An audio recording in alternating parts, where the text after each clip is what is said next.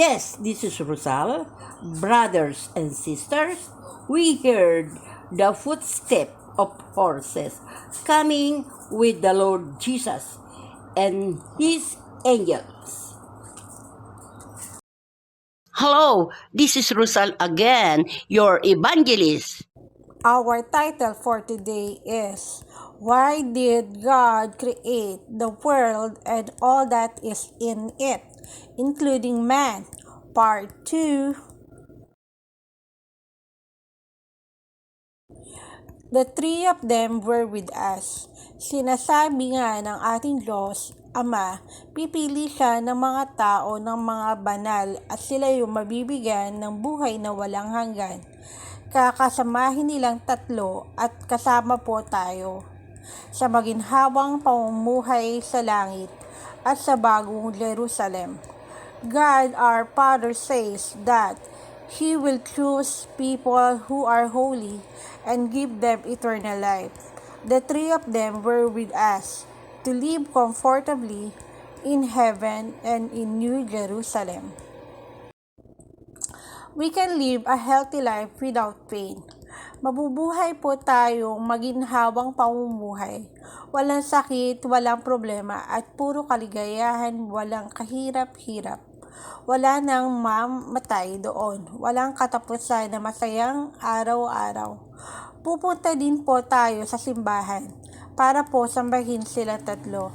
Diyos Ama, Diyos Anak, at Diyos Espiritu Santo tuwing Sabado, the Sabbath day. We can live a healthy life without pain, without problems, and with joy, without hardship. Without dying, there are an endless happy day. We also go to the church to worship the three of them, God the Father, God the Son, and God the Holy Spirit, every Saturday, the Sabbath day. Be ready anytime. Kaya nga po, habang may mga oras pa po tayo, ay maghanda na ating mga sarili at isama po natin ang ating pamilya, mga kaibigan, kapitbahay at iba pang tao. Magbasa ng banal na kasulatan, magsisi sa mga nagawang kasalanan at huwag na po nating ulit-ulitin. Tumulong sa gawain ng ating Diyos para lalo po tayong tumibay sa ating pananampalataya at maghintay sa pagbabalik ng Panginoong Hesukristo. Amen. So, while we have time, we need to be prepared and take our family with us. Friends, neighbors, and other people.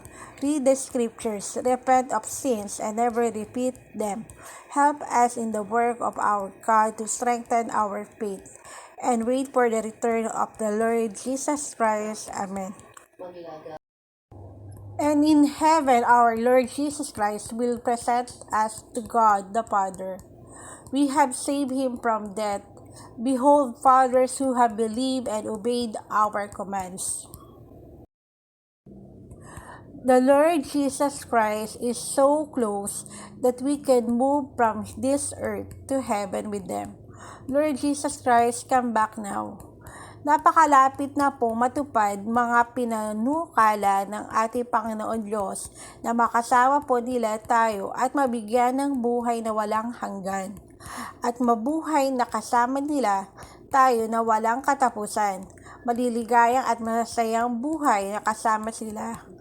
Kaya po tayo ay maghanda sa mga araw na yung hindi na po tayo magtatagal ang paghihirap natin dito na walang ginawa si Satanas, kundi bigyan po tayo ng mga problema dito sa lupang inangkin ni Satanas na kanya daw po ito.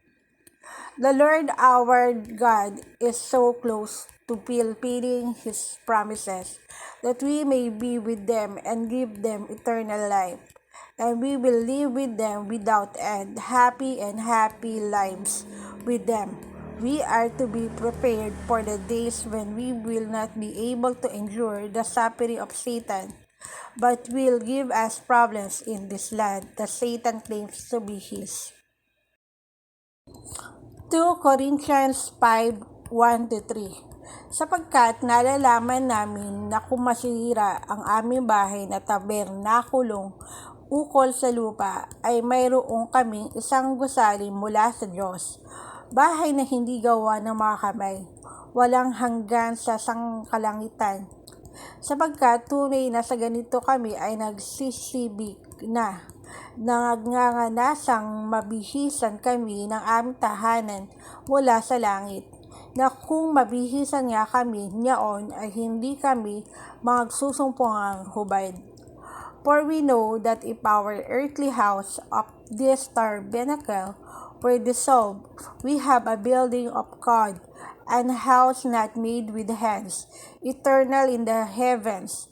For this we groan, earnestly desiring to be clothed upon with our house, which is from heaven.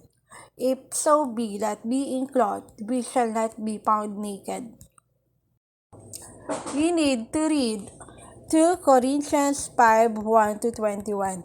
Sa makatuwid bagay na ang Diyos kay Kristo ay pinakipagkasundo ang sanlibutan sa Kanya rin, na hindi binibilang sa kanila ang kanilang mga kasalanan, at pinagkatiwala sa amin ang salita ng pagkakasundo. Kami nga'y mga sugo sa pangalan ni Kristo, na waring namamanhik ang Diyos sa pamamagitan namin. Kayo'y pananamanhikan namin sa pangalan ni Kristo, na kayo'y makipagkasundo sa Diyos. Yaong hindi nakakilala ng kasalanan ay Kanyang inari may sala dahil sa atin, upang tayo maging sa Kanya'y katwiran ng Diyos. To be with that God was in Christ, reconciling the world unto Himself, not imputing their trespasses unto them, and hath committed unto us the word of conciliation. Now then, we are ambassadors for Christ, as though God did beseech you by us. We pray you in Christ's stead, by ye reconciled to God, for He hath made Him to be sin for us, who knew no sin, that we might be made the righteousness of God in Him. The thanks, Father, for all you have done. You're so great. We love the three of you. Ang Panginoon Diyos, Ama, ay napakalawak ng pasensya sa mga taong makasalanan.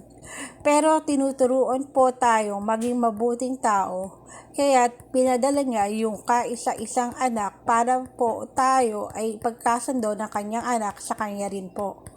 Para po tayo ay makasama niya sa magandang buhay, buhay na walang ng kamatayan at buhay ng maligaya. Mabuhay ka po, Panginoon namin Diyos Ama, Diyos Anak at Diyos na banal na Espiritu. Amen. The Lord God the Father is very patient with sinners, but He teaches us to be good people, so He sent us with a single Son, so that His Son might reconcile us to Him. We are to live a happy life, a life without death, and a happy life. May you live, Lord our God, our Father, God the Son, and God the Holy Spirit. Amen. The three heaven of the Bible. Gardens in heaven. Thanks, watch, subscribe, like, and share too. From Angels Message in Rizal Rabi.